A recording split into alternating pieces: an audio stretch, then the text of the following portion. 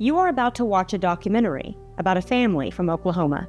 In 2018, the Woolley family's lives were turned upside down when baby Elijah Woolley died in his crib. This tragedy started a whirlwind of false accusations and malicious prosecution that laid bare the cracks in a broken DHS system. Here's what you can do. Join thousands of Oklahomans from around the state. Scan the QR code to watch this documentary's full version and learn how to help. We will be back later in this broadcast with more information.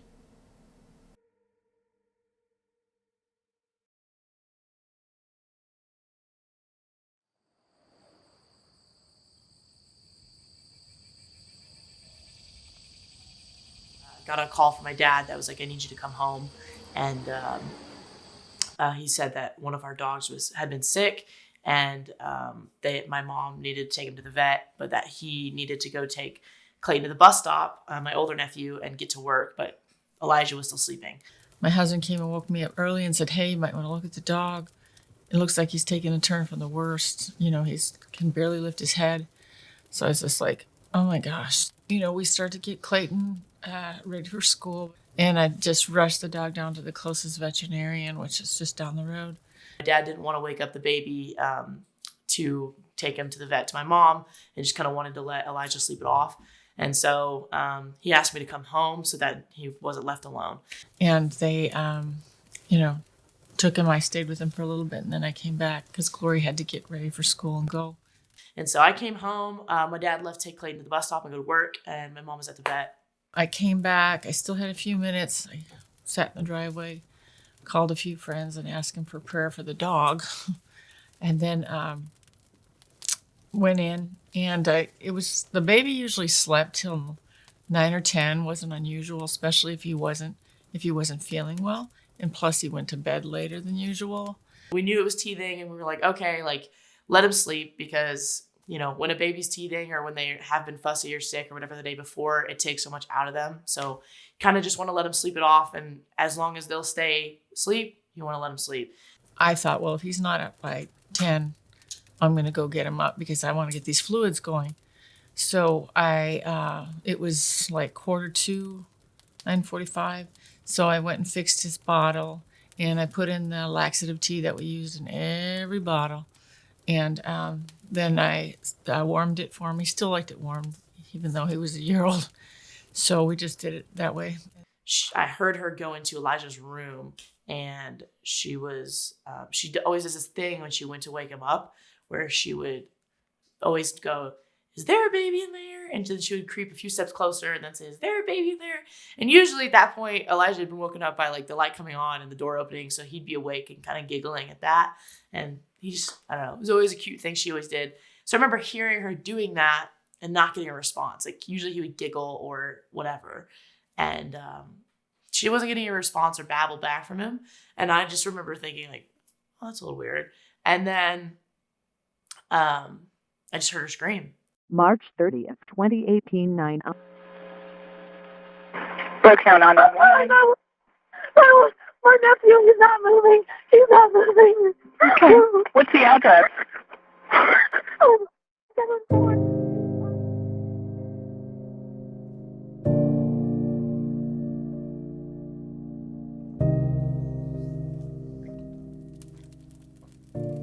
As I approached the bed, I was startled because it looked like his body and everything was in the same position that I'd laid it the night before, and that never happens at that age.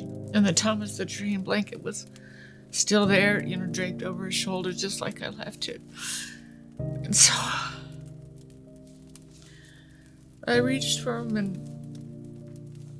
picked him up, and as soon as my hands were on him, in spite of the fact that he was wearing a few layers, I could feel the cold. Threw my laptop off my lap, and I sprinted in her room, and she was holding him, and she was picking him up right as I walked in, and she was holding him, and she was like, call 911, call 911. No, baby, okay, no. Listen to me. I'm sending the paramedics to help you now. Stay on the line. I'll tell you exactly what to do next. I kept holding baby's body, and she called 911, and then I tried to call Bill, and I think that call didn't go through or something. Anyway, he ended up calling back, I think. So I was on the phone with the operator the whole time and just kind of in a panic of what was happening and none of it registering and just trying to do whatever they were telling me over the phone. He's not moving at all. He's not moving at all. Listen to me. Lay him down on his back. He's cold. He's ice cold. You know, I tell her, I'm like, you know, put Elijah on the ground, put Elijah on the ground while I'm on the phone with the operators and I'm trying to do CPR and doing compressions and all of that. But it was evident that he was gone at that point, but I just had to keep trying. You know, it wasn't long, and the fire department, they're just right over here. They came, their people came, and then pretty soon you had, you know, DHS people and the sheriff's department people, and they put us all outside, and they taped off the property with that yellow tape, and we sat out in the driveway, and we had to write statements, so we wrote the statements, and then we interviewed one by one with DHS. Then I called Bill. He came running home from work, and his supervisor and his coworkers could tell something terrible had happened when they saw his face. So they told him, "Go, just go. Don't worry about anything. We'll take care of it." He doesn't run because he has bad knees, but I saw him run that day.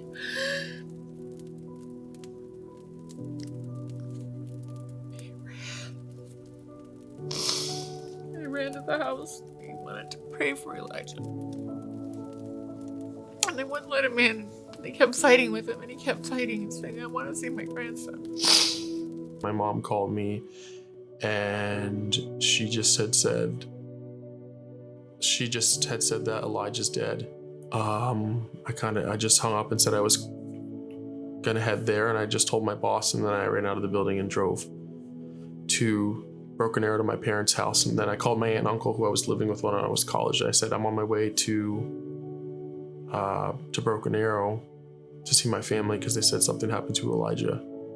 And then they put him out for I don't know how many hours, and then finally they let us go in and see him as they were putting him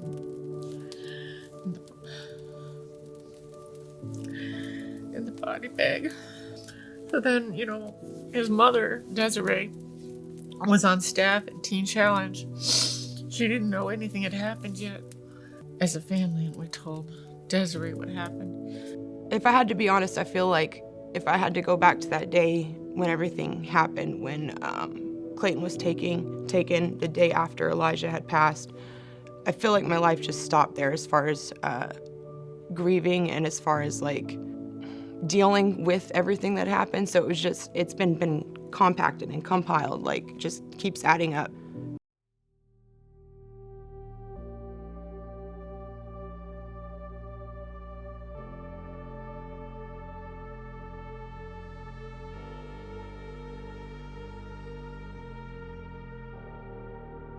I got a phone call from a pastor friend of mine in Conroe, Texas, and he asked me if I knew the Woolies, and I said no, and he told me about them, and he said, "John, they're a real godly family, and I want you to look into it." I didn't believe it at first. I said it was so egregious and so unreasonable that something like that could happen in America to godly people that I was skeptical. We just totally cooperated because we didn't know of any reason not to, and we didn't know better. Honestly, it made me not want to live in that county because it told me anybody can be accused and you can be totally innocent and you don't have a voice at all. And guess what? You can have a child taken away from you. The lead investigator, Danny Elliott, before he even got there, he had made the comment that he was on his way to a murder scene.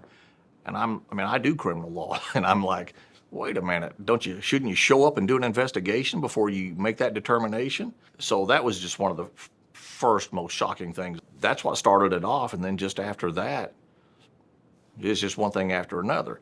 We found out later that the DHS supervisor who was conducting the interviews, he didn't think there was anything inappropriate that happened. He just felt like it was an unexplainable death. But then he said also that, but they're not going to be the sheriff's office and the detective. I don't think that they're going to let it go. I think they're going to pursue it, press it. So say like the first realization of, oh, they think this is a murder was in the first initial interview with Detective Elliott and his other detective. What do you think happened to Elijah? What's being said? The paramedic said SIDS, which I don't know exactly what that is. It just seems like an answer for we don't know. Well, the paramedic can't make a diagnosis. Right, that's all we've heard. No one has ever updated us. And in my specific interview, they never outright accused my parents. I got that after from my parents. Well, there's a couple of things, and unfortunately, as cops, we don't always agree with paramedics. There's no such thing as SIDS. And I remember that in my interview, at some point about halfway through, it was like the tone changed. They started asking me questions like, well, did you ever see anything that you felt like was odd? And I was like, well, yes, the severity of the constipation. The detective was like, no, not that. And I said, okay, well, yeah, sometimes he struggled with allergies a lot, and he had congestion a lot. No, not that. Once they kept dismissing everything I was saying, I couldn't understand why. I thought this is information they're going to want to know. And after a while, I figured out they're looking for something. They're looking for something evil here. There was no, at one time, did they ever look for the truth. They were there to just try to prove their theory, and everything that went against that, they didn't use. Babies don't just die. You always hear people talk about, well, there's SIDS. Okay, well, SIDS doesn't actually exist. On the very day that Elijah passed away, Clayton had already gone to school. DHS goes to school to talk to Clayton. Clayton doesn't know that his brother has passed away.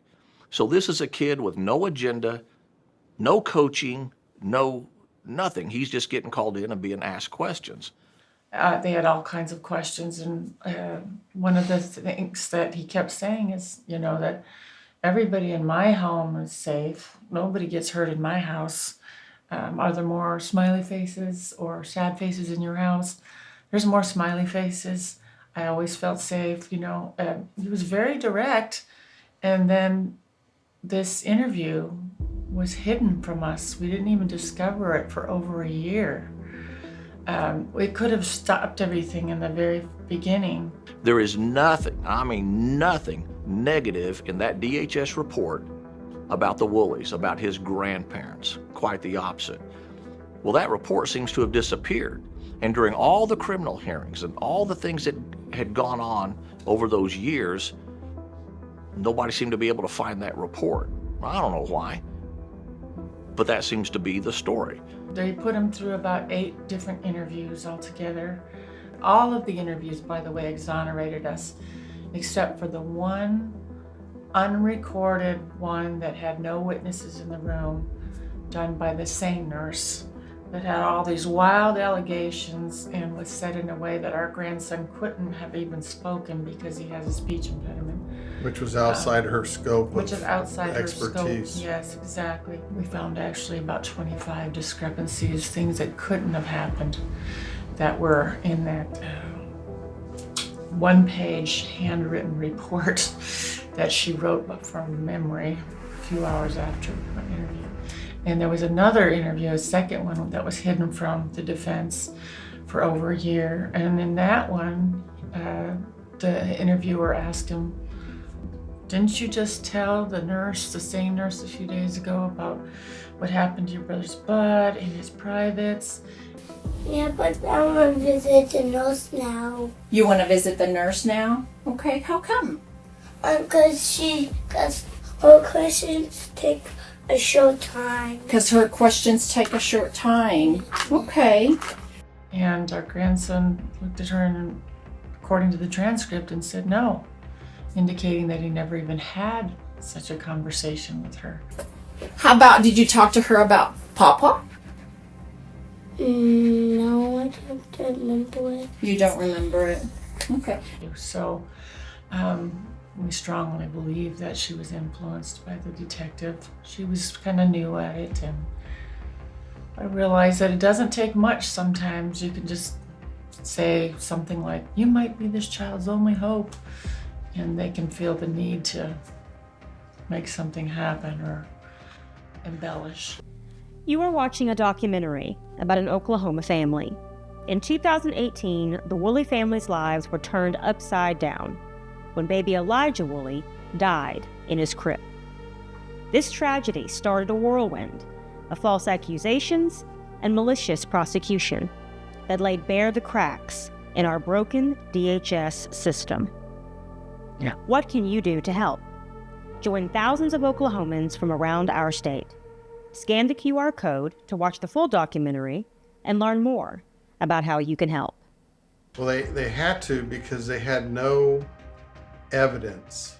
And since they had no evidence, they had to force evidence. And so I believe the detective had only he used the coroner that was at the scene and basically convinced her what happened.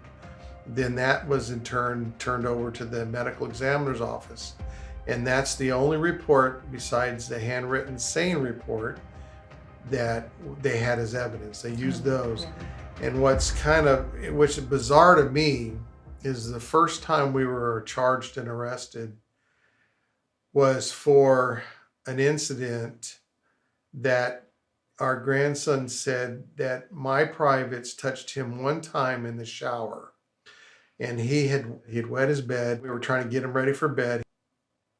Lisa brought him in because I was showering to get ready for work to rinse him off in the shower. So I rinsed him off and handed him back in a matter of a minute. She dried him off and dressed him. What was he doing with his hands when he was touching your privates? With his hands? Giving me a bath. Just giving you a bath. Okay. And at that preliminary, we brought in an expert witness, the chief medical examiner from Wayne County in Michigan. He's done more infant autopsies in 1 year than the entire Oklahoma medical examiner's office has done in their entire existence. He's a well-known guy, especially in child sex crimes. I mean, he's like the guy in Oklahoma. And in fact, made a comment to the effect that the medical examiner's findings were just wrong. Doesn't even know how she got there. In Tulsa County, the medical examiner's office isn't certified or whatever it's supposed to be, accredited. So the most qualified, respected guy disagreed with everything that the medical examiner said. What the investigators present is only a portion of the evidence. And so I approach it as a journalist who wants to hear both sides. I also approach it as a human being that if I were accused, I would want to have a voice. The family that poured their hearts clearly and time into these children, they were ripped away. If that happened to my child, and I'm a law-abiding citizen, that's one thing that would turn me into a criminal. I'd do anything to get my child back.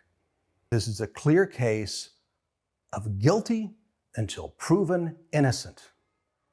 It's wrong. It's an abuse of the system. That poor child at the age of 5 who was yanked out of that house without any explanation, and his family just disappeared. What would that do to you as a child who's 5? Where is everybody I love? Where'd they go? They finally decided to let go of the murder charges and the molestation charges. But they didn't quite want to let go of it. Apparently, the ADA said that the detective wasn't willing to just let it go. Not only did they charge us, they charged our daughter also. They brought her in on it. So he drew up a 29-point affidavit, which he took into the judge and had the judge sign without any evidence and without checking jurisdiction or anything like that. Pushed that through and changed the charges from that to neglect. And it was just really, literally, it just looked like they were making it up as they went. I think the way that they amended the charges, or why they amended the charges, is because the murder case is gone. but they still have Clayton, and they can't justify that anymore. And so what do? You filed more charges, and then you use those bogus charges to justify keeping Clayton away from the family, long after the professional evidence had shown that these children were not at all in danger with their grandparents. What I've heard again and again is that they trust their investigative process and they trust the medical examiner. Cheryl Niblo has never recanted and said, hey, I might have been wrong. The DA says, the sheriff's office says, the sheriff himself says, we stand by what the ME has concluded.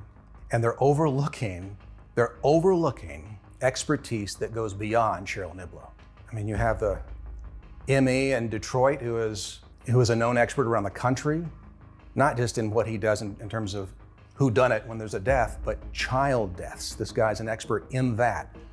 He said the ME's investigation was desperately flawed. And the whole thing, which is bizarre, was they never checked to see where we lived at that time. We didn't even live in Wagner County. We were in Tulsa County. So their charge was totally, even the judge signed off on it, without any jurisdiction or venue, is what they call it. And then they changed the dates so they can include where we live now in Wagner County. And they didn't even look at the statute of limitations. It had ran out 7 months already. And the judge signed off on that too, without checking anything.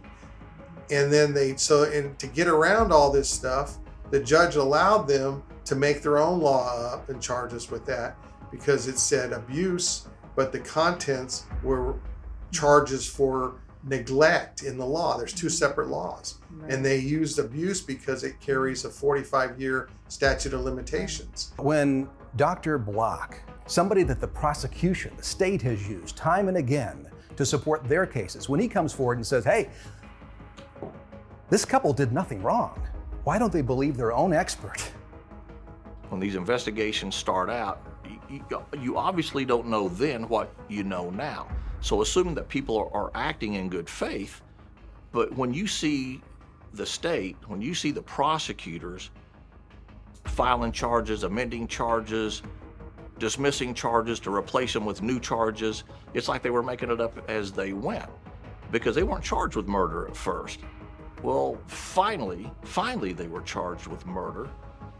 But within a year or so, they had letters from the most highly qualified physician in Oklahoma, probably, who frequently testifies for the state, for the prosecutors. He had said Elijah wasn't murdered, wasn't killed, wasn't neglected. He died from an identifiable medical reason, and that got ignored. While so many in law enforcement do a wonderful job, and I've always supported what they do, and what a difficult position they have, there are some who refuse to admit when they're wrong. In this case, they have refused over and over to admit that they're wrong, they know better, and they have such huge prides that they cannot consider anything else beyond what they see and feel. The thing that I really took issue with was around that same time, the DA's office presented an offer to us that if we would surrender pursuing custody of Clayton, that they would drop all the felony charges, which they just about were ready to be dropped anyway, all the felony charges which they had changed recently to neglect. So when we heard that, we had so many mixed emotions. It was like, oh my gosh, I was thinking, oh my God, he could be in my arms tonight. You know, I could see him, I could touch him. But then the other voice was like, wait a minute, they thought you were, dangerous people. How could they offer you visitation, So it didn't make any sense. We met together as we agreed on a Monday at Bill's attorney's office to discuss it with the DA's office.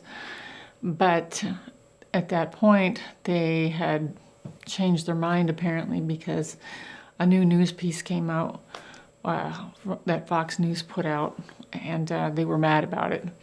And so the ADA said, deal's off the table. For the first time, I met Jack Thorpe, who's the district attorney. At first, I was succumbed to his charm. I said, Mr. Thorpe, I said, it's my belief that a person is innocent until proven guilty. And he said, I believe that also. And he makes a statement to me, and he says there's a difference between a person being innocent and not having enough evidence to find them guilty. And I said, you file these charges against the Woolies that have been proven to be wrong, and the courts had to drop it. And he made a point of telling me I made the decision to drop those charges. But what he neglected to tell me, he immediately filed some additional charges that had no merit, and he finally had to drop those charges because this couple is innocent. And I asked Jack Thorpe the other day, why don't you just drop the charges? Because he said, well, we're looking at new things. And I said, well, what's the statute of limitations? And he says, there is no statute of limitations on murder. And so for Jack to look me in the eye and said there's no statute of limitations for murder, I think there's a bias in his county, beginning with his office, and I don't understand why a person that's elected to a public office like that would have a bias against an innocent citizen. It's wrong. It's an abuse of the system. I wouldn't live in Wagner County because I don't trust the Wagner County Sheriff's Office anymore. And the checks and balances in Wagner County, from top to bottom, from the commission to the sheriff's office to the DA to the judges, is flawed. I can understand somebody being accused of child abuse and everybody rushes in because we don't want that to be true. But when you find there's no evidence, there ought to be just as much of an effort to free that couple and erase that suspicion, but that's not been the case. It seems like that Wagner County has doubled down and are trying their best to fit a peg in a round hole. The state's motion, which is in writing, which is a public record, anybody can look it up. What they put down there was dismissing the case pending the filing of new charges. Well, see, that's interesting because they were dismissing the case because of Dr. Block's letters. One was in May of 20 and one was about May of 21. It's a bittersweet because yes, they did drop the charges, but no, they don't ever go away. The thing that still hangs me up is the charge, even though it's invalid, a murder, has no statute of limitations. They could come back anytime in our lifetime and charge us or even our grandson, who was present at the time, with murder, and you have to fight it all over again. You have just watched a documentary about a family from Oklahoma. In 2018, the Woolley family's lives were turned upside down when baby Elijah Woolley died in his crib. This tragedy started a whirlwind of false accusations and malicious prosecution that laid bare the cracks in our broken DHS system. What can you do to help? Join the thousands of Oklahomans from around our state. Scan the QR code to watch the full documentary and learn more about how you can help this family and others like them.